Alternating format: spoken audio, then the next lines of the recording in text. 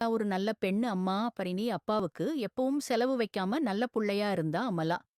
ஒரு நாள் அவங்க அம்மா கூட மார்க்கெட்டுக்கு போனப்ப அங்க ஒரு அழகான செயின் பார்த்தா.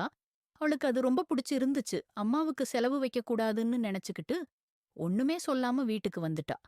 கொஞ்சம் கொஞ்சமா காசு சேர்த்து வச்சு அடுத்த தடவை மார்க்கெட் போறப்ப அம்மா கிட்ட சொல்லி அந்த செயினை வாங்கினா. அவளுக்கு அந்த செயின் ரொம்ப பிடிச்சிருந்தது.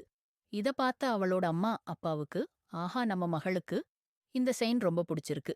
என்னதான் இருந்தாலும் இது டூப்ளிகேட் செயின். அவளுக்கு நல்லதா ஒரு தங்கச் செயின் வாங்கி கொடுக்கணும் அப்படின்னு முடிவு பண்ணாங்க.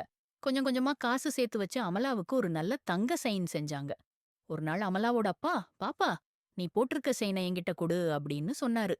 அந்த செயின் மேல ரொம்ப ஆசை இருந்ததால அதை கொடுக்க மாட்டேன்னு சொல்லிட்டா அமலா.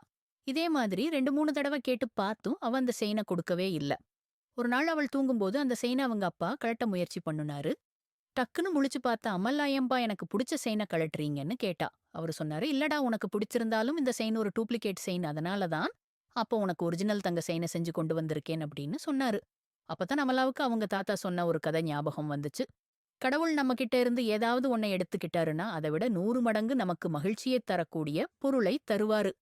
அப்படிங்கிற பழமொழியும் கதையும் அவளுக்கு ஞாபகத்துக்கு வந்துச்சு. குழந்தைகளா உங்ககிட்ட யாராவது ஏதாவது சொன்னால் அதற்கான காரணத்தை தெரிஞ்சுக்கங்க.